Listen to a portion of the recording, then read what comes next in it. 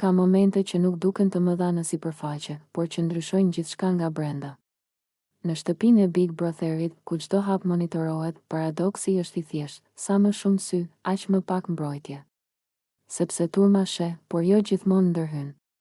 Dhe pikërisht aty, në këtë boshllëk mes shikimit dhe reagimit, lind ndjenja më e rrezikshme për një njeri, humbja e kontrollit mbi veten. Alba e ndjeu këtë humbje jo si goditje, por si zhvendosje. Një shtyrje e padukshme e kufirit të saj personal. Një moment ku fjala jo nuk u dëgjua si kufi, por u shpërfill si pengesë. Dhe kur kufiri shpërfillet, njeriu nuk ndjen vetëm frikë, ndjen se zëri i tij po i merret. Ajo foli. E tha qartë se nuk ndihej mirë. Në një shoqëri të shëndetshme, kjo do të mjaftonte. Në një reality show, shpesh nuk mjafton. Sepse këtu, dinamika e pushtetit ngatërohet me spektaklin dhe respekti rrezikon të bëhet opsional. Eseja e këtij momenti nuk është për një individ të vetëm. Është për mekanizmin. Për mënyrën se si fjala e thënë me forcë përpiqet të zëvendësojë pëlqimin. Për mënyrën se si kontrolli maskohet si afërsi. Dhe për pasojat e heshtura që mbeten te ai që u detyrua të shpjegojë pse nuk donte. Alba e përjetoi këtë si çarje të brendshme. Jo sepse ishte e dobët, por sepse ishte e vetëdijshme. Vetëdia e bën dhimbjen më të mprehtë. Ajo e dinte se nuk ishte thjesht një situatë e pakëndshme, ishte një shkelje e rregullit bazë të marrëdhënieve njerëzore. Respekti për kufirin. Në Big Brother, kufit shpesh relativizohen. Është lojë, thuhet. Është presion, justifikohet. Por kufiri nuk është rregull loje, është e drejtë njerëzore. Dhe kur dikush e kalon, pasoja nuk është vetëm emocionale për viktimën, por edhe morale për ambientin që e toleron. Alba e ndjeu se duhej të mbante dy betejë njëherësh, betejën për veten dhe betejën për narrativën. Sepse menjëherë pas një shkeljeje vjen dyshimi: a e kuptuan të tjerët siç e përjetova unë? A do të më besojnë? Këto pyetje janë barë e dytë. Shpesh më e rëndë se e para. Ajo nuk bërtiti. Nuk kërkoi skenë.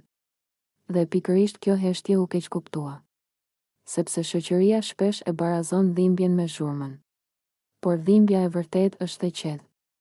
Ajo të mbyll brenda vetes dhe të detyron të rindërtosh kufit që dikush tjetër i shpërfilli. Ndërkohë, shtëpia vazhdoi. Kamerat rrotulloheshin. Loja ecte përpara. Kjo vazhdimsi është shpesh ajo që e bën traumën më të thellë, fakti që bota nuk ndalet kur diçka e rëndë ndodh. Dhe njeriu i prekur duhet të gjejë forcë jo vetëm për të shëruar veten, por edhe për të vazhduar të ekzistojë në të njëjtin hapësirë. Eseja nuk synon të demonizojë, por të ndërgjegjësojë. Sepse sjellje të tilla nuk lindin në vakum. Ato ushqehen nga normalizimi i dominimit, nga ideja se insistimi është romantik, se këmbëngulja është pasion. Nuk është. Pasioni pa pëlqim është presion. Afërsia pa respekt është kontroll. Alba, me kalimin e ditëve, e kuptoi se rrimarrja e fuqisë nuk vjen nga përballja e zhurmshme, por nga qartësia e brendshme. Nga të thënit kjo nuk ishte në rregull pa pasur nevojë të bindë këdo. Sepse e vërteta nuk ka nevojë për duartrokitje për të qenë e vërtetë. Big Brother, si eksperiment social, ka përgjegjësi. Jo vetëm të transmetoj, por të reflektoj. Të mos e shndërroj shkeljen në klip. Të mos e relativizoj kufirin si dram. Sepse publiku mëson nga ajo që shet të toleruar. Në fund, kjo ese nuk kërkon fajtor spektakolar. Kërkon vetëdije. Që jo është fjali e plotë. Që bukuria nuk i detyrohet askujt. Që pëlqimi nuk negociohet. Dhe që respekti nuk është opsion, as në lojë, as jashtë saj. Alba vazhdoi rrugën e saj në shtëpi me një peshë më shumë, por edhe me një qartësi të re.